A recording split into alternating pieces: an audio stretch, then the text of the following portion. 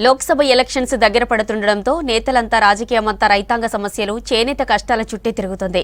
BRS BJP పార్టీలు క్షేత్రస్థాయిలో పోటాపోటీగా సమస్యలపై పోరాటాలు చేస్తున్నాయి.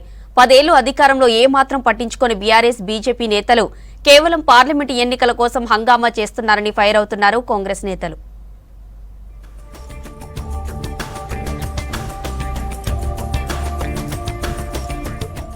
పార్లమెంట్ ఎన్నికలు సమీపిస్తుండటంతో రాష్ట్రంలో చేనేత కష్టాలు, రైతాంగ సమస్యల కేంద్రంగా రాజకీయాలు వేడెక్కుతున్నాయి. అధికార కాంగ్రెస్ సహా బీఆర్ఎస్, బీజేపీ లీడర్లు సమస్యలపై పోటాపోటీ విమర్శనాస్త్రాలు సంధిస్తున్నారు. అటు క్షేత్రస్థాయిలో ఎండిన పంటలను పరిశీలించడంతో పాటు అన్నదాతలను ఆదుకోవాలంటూ కలెక్టర్లకు వినతి పత్రాలతో దీక్షలు చేస్తున్నారు. తన రాజకీయ జన్మనిచ్చిన కరీంనగర్ పార్లమెంట్ సెగ్మెంట్ ను ఎలాగైనా దక్కించుకోవాలని కేసీఆర్ ఓవైపు, తన సిట్టింగ్ సీటును కాపాడుకోవాలని బీజేపీ ఎంపీ బండి సంజయ్ మరోవైపు తీవ్రంగా శ్రమిస్తున్నారు.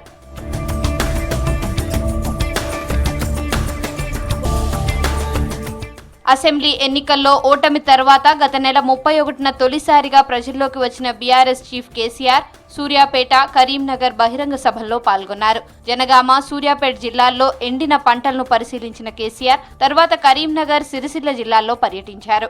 నష్టపోయిన పంటలతో సహా మిడ్ మానేరును పరిశీలించిన కేసీఆర్ సిరిసిల్లలో చేనేత కార్మికుల ఇబ్బందులను అడిగి తెలుసుకున్నారు. అటు సిరిసిల్ల వస్త్ర వ్యాపార సంఘాల దీక్షకు బీఆర్ఎస్ సంఘీభావం తెలిపింది.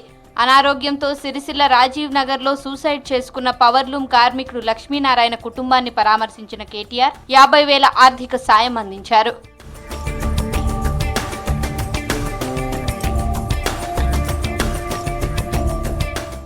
మరోవైపు రైతు సమస్యలపై ఫోకస్ పెట్టిన బీజేపీ ఎంపీ బండి సంజయ్ కరీంనగర్లో నిరసన దీక్ష చేపట్టారు. కష్టాల్లో ఉన్న రైతాంగాన్ని తక్షణమే రేవంత్ సర్కార్ ఆదుకోవాలని డిమాండ్ చేశారు.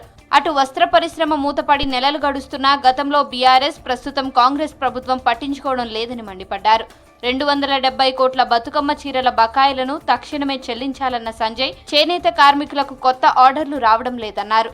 చేనేత కష్టాలపై ఈ నెల 10న సిరిసిల్ల జూనియర్ కాలేజీ గ్రౌండ్ దీక్ష చేయనున్నట్లు ప్రకటించారు బండి సంజయ్. సిరిసిల్లలో సూసైడ్ చేసుకున్న పవర్లూమ్ కార్మికుడి కుటుంబాన్ని ప్రభుత్వం ఆదుకోవాలన్న సంజయ్ ₹1,00,000 ఆర్థిక సాయం అందిస్తామని చెప్పారు. పూర్తిగా వస్త్రపరిశ్రమ పూర్తిగా బంద్ అయిపోయింది బతుకమ్మ చీరల వల్ల. దాంతోపాటు ఏమైంది, ఈ ప్రభుత్వం వచ్చి అలా 100 రోజులు అయిపోయింది. ఇక్కడ కార్మికులందరూ కూడా మొదటిదానిగా రోడ్డు మీదకి ఆందోళన చేశారు. వస్త్రపరిశ్రమకు సంబంధించి మొత్తం అన్ని కుటుంబాలు రోడ్డు మీదకి ఎక్కి ఇవాళ ఆందోళన చేశారు. చివరి భిక్షాటన కూడా చేశారు. అయినప్పుడు కూడా ప్రభుత్వం స్పందించాలి. అటు ప్రతిపక్షాల ఆరోపణలపై మండిపడ్డ అధికార కాంగ్రెస్ పార్టీ నేతలు 10 ఏళ్లు అధికారంలో ఉండి రైతాంగ, చేనేత సమస్యలను ఎందుకు పరిష్కరించలేదని మండిపడ్డారు.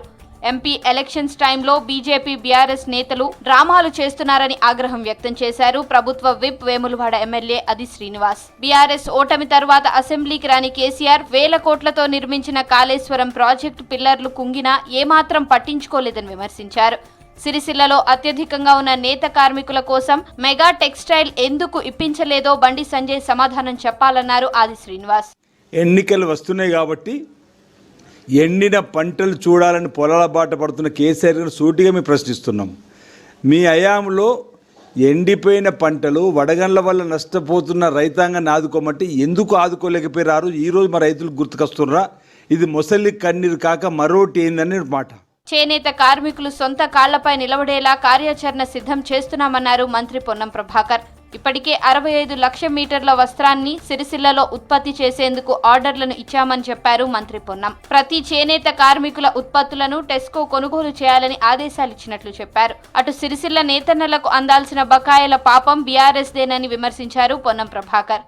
రాజకీయాలు ఈ రెండు పార్టీల నేతలు కలిసి వాళ్లకు ఉన్నటువంటి హిడెన్ ఎజెండా స్నేహితుల మేరకు కాంగ్రెస్ పార్టీని ఇబ్బంది పెట్టేటువంటి ప్రయత్నంలో భాగంగా వారు చేస్తున్న రాజకీయాన్ని అటు నేతన్నలకు కానీ ఇటు ప్రజలందరూ కూడా వాస్తవాలు చెప్పాలనేటువంటి ఆలోచనతోటి చేస్తా ఉన్నాం. మేము ఎప్పటికైనా మీరు స్వతంత్రం వచ్చినప్పటి నుంచి తీసుకుంటే నేతన్నల ప్రయోజనం కొరకు ఏదైనా నిర్ణయం తీసుకుందంటే కాంగ్రెస్ పార్టీ ప్రభుత్వం తప్ప వేరే ప్రభుత్వం.